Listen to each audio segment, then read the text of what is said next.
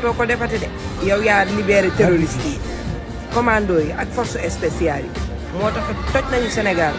ay sama góor ga ak moo bëri doole nekk ca Cap Manuel yëngal Sénégal dëbb ko ba mu mel ni keteme wuy ma ko ndox nga dëbb Sénégal beneen bi ma bëgg a wax sama mbokk patriote yi yal na leen yàlla defal jàmm yal na leen yàlla fay waa yéen a moomee doole ji de wante est-ce que xam ngeen lan moo gën a am solo carnaval yi neex na tey meeting bi neex na mais li ko ëpp solo mooy jëli ji suñu carte électeur yi mooy première jour vote bi ñu yeewu fajar teel mooy càppante suñu xëddee jëm ca yoonu vote ba suñu voté ba pare toog sécuriser vote yi suñuy changer place di may ñii ñu jël repos di ñëwaat di may ñii ñu dem noppaliku julli jéeg ñëw nañu toog taxaw temb rek ndax dama ne élection mën nañ koo sàcc de xam nga vote su fekkee ne askan yëpp dañoo génn nit ñi voté ji massivement loo sàcc du feeñ dama ne lu waay dëgër jooy yéen xola wane leen seen njàmbaarte gi rek yéenay waa Pastef nag tur wi daa am lu mu àndal kon nañu Pastef ñun élection yi kenn warul toog fii naan kan moo koy gañe ku ko dul gañe wante teewul nag dañoo war a teel a jug sécuriser vote yi waa toog teel a déglu ndax ñoom suñuy sàcc guddi dañuy xaar ba dernière minute ñu tëmbal ko su fekkee ne dañoo voté ji massivement balaa heure sàcc di jot duñ ko mën a sàcc dafay flagrant ba mu ëpp lii daal laa leen doon digal mais su weesoo loolu yal na leen yàlla defal jàmm yal na leen yàlla lafal cat yéen waaye yéen lii lan la waa baax na continuer rek gars yi fu mu toll nii tiital ngeen yeneen gars yi de est-ce que xam nga ni ñi doon waaj a campagne fu mu toll nii mujj ñoo toog nañ de ndax ñoo yey toog du ñu dem waaw gis ki la mën nii ñu daal la te combat bi commencé gu waaw. yéen waa Pastef man Sonko laa àndal mais lii ngeen di def tegoo leen ko fenn yéen élection yi bu ñu ko annulé yéen la li may wax ragaluma ko man maa ko wax yéen lan mooy problème bi yéen jàpp ko ñu élection yi sax ngeen tàmbali ciblé comme ça Diomaye dafa nekk président yéen bu leen tiital Macky Sall ay yéen pare ngeen de bu ñu annulé élection yi yéen la yéen a ngi tiital Macky Sall génn leen ci li ngeen ne. patriote yi def ngeen erreur bu rëy ngeen def tey bu rëy mais yéen mbooloo mu toll ni génn nii da ngeen war na bàyyi ba ci kanam léegi yéen gars yi bu ñu gisee lii tax ngeen tax ñu format élection yi ñun fu ñu jëm da ngeen ñu rey da ngeen a war na nëbb fi mu ne mu ngi mel ni benn candidat nekk ci dëkk bi léegi ñi campagne kenn ku génn looy wax ak kan moo lay topp xoolal bëgguma yaa bàyyi li ngeen def ay gars yi mbooloo mii ma gis candidat bu ci amul taxaaratul xal bi da nga wax musiba mbaa nga wax luñ lay xeebee moo tax kuy candidat ku ne maa ngi lay woo ci fair play taxaaratul xal bi xam nga boo gisee patriote yi daan leen wootal naan leen nañ dem campagne dañoo xam ne bu ñu demee campagne ku ne da nga bàyyali sa baay te fi mu ne nag patriote yi seen baay Sonko ak seen baay Diomaye ñu ngi leen di bayal mbay mu set wecc te leer laa ilaha illallah laf cat waaye yal na yàlla laf cat waay yal na yàlla laf cat ay waay Allah wuy sama ndey gars yi est-ce que gis ngeen Diomaye Faye ni mu feesalee terrain ak APES est-ce que gis ngeen Diomaye Faye ni mu def ak APES lii boo dëkkul Sénégal nekkoo sénégalais ñu ne la candidat bi waral mbooloo mi ma nga prison ñu tëj non da nga naan du dëgg da nga naan lii mënta nekk attan nga cee xeex sax da nga naan lii mënta nekk lii moom munul nekk parce que kenn musu ko gis ci àddina xoolal Diomaye Faye ni mu feesalee terrain ak APES te joxul kenn 100 francs yàlla mën a maye xam nga kan laa yërëm mooy ki baayam bokk ci candidat yi kooku laa yërëm booy sa baay mu am fit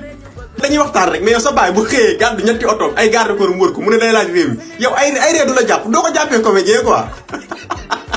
paa bi ngay xëy génn ñetti oto ay garde corps mu wër ko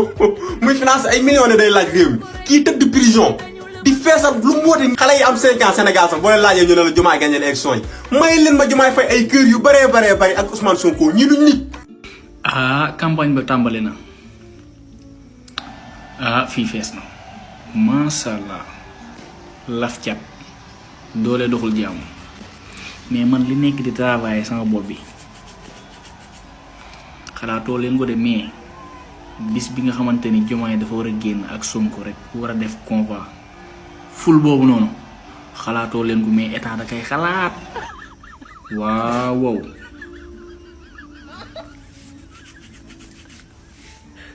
lu jar a bàyyi xel la.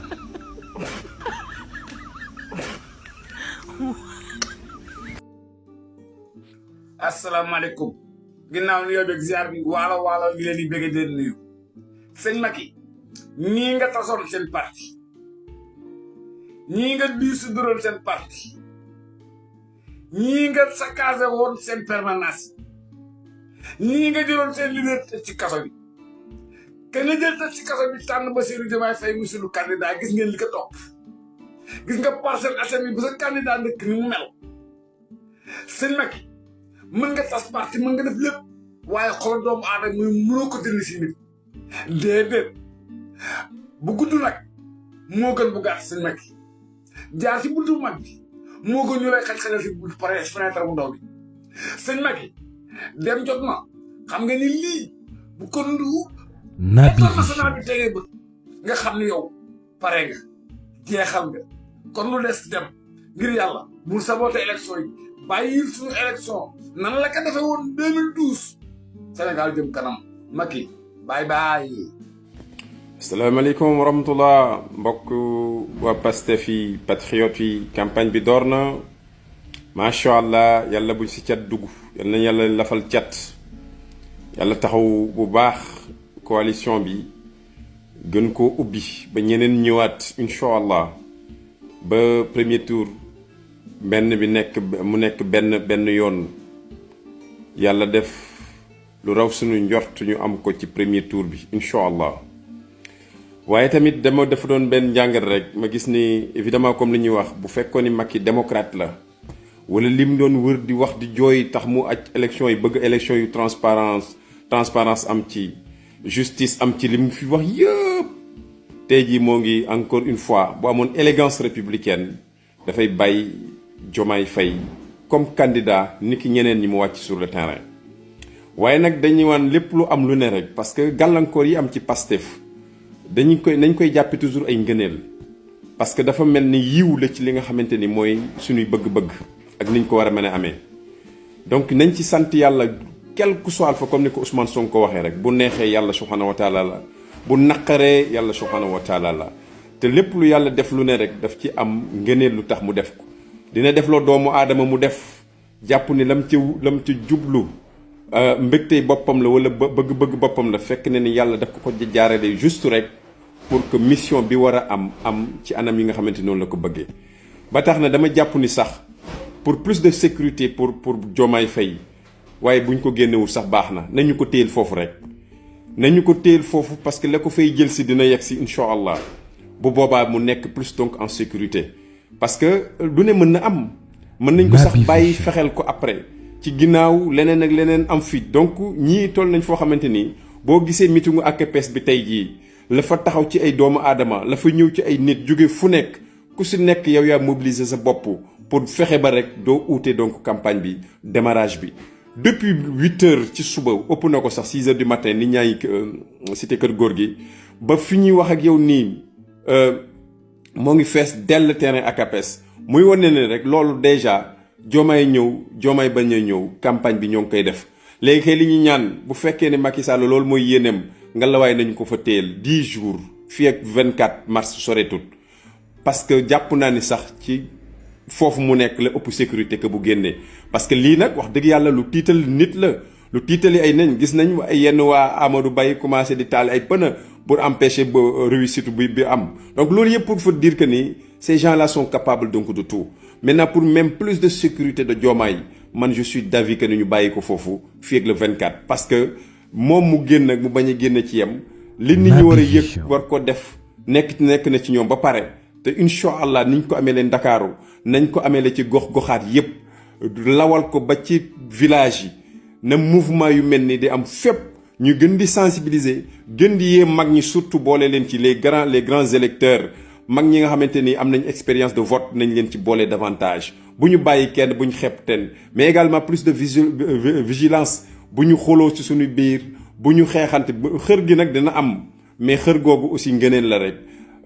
ñeneen ñi aussi fa ñu jaar moo xam yeneen parti politique yi nañ leen jox respect bu mag sëkk mooy yeneen parti yi nga xamante ni tey ñoo ngi demal seen bopp ñooñu aussi jarut ñu leen di ree jarut ñu leen di ñaawal jarut ñu leen di xoqatal jarut ñu leen di def lenn lu ñaaw nañ bu ñu dajeek ñoom nañ saafonteeg ñoom ba mu gën a rafet nañu ànd ak ñoom ci yar ak teggin won leen yi ñoo bokk campagne bi dañ ko war a jàllale ci paix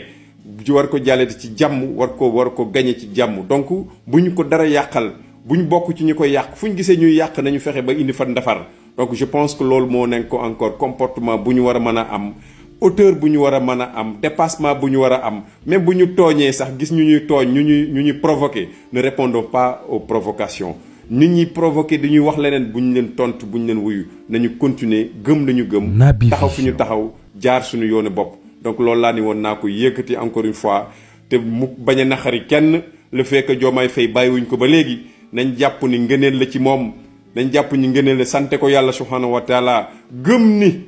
bu génnewut sax xañ na loolu mooy li yàlla bëgg mu nekk sécurité ci moom parce que peut-être ñu bàyyi ko sax mënoon na jur safaan ci moom mu la ñu ni mel te jamono ji nag taluñ lu ni mel donc te fee nag la ëpp sécurité ni feneen bu génnoon sax donc muy woon ne rek ñoom lu ñuy def xamuñ ko sax parce que lépp lu ñuy def lu ne jàpp nañu seen bëgg-bëgg ak bopp la seen iñaanu bopp la waaye xamuñ ni yàlla subhanahu wa taala noppi na démb tey doog a ñëw donc ñu gëm yàlla bu baax ànd ci te dogu gën a fësal donc taxawaay bi gën a fësal sensibilisation bi gën a taxaw ku si nekk ne si sa doole dugg sa alal dugg ñi mën a wax nañu mën a wax ñi mën a dox nañu mën a dox ñi mën a génn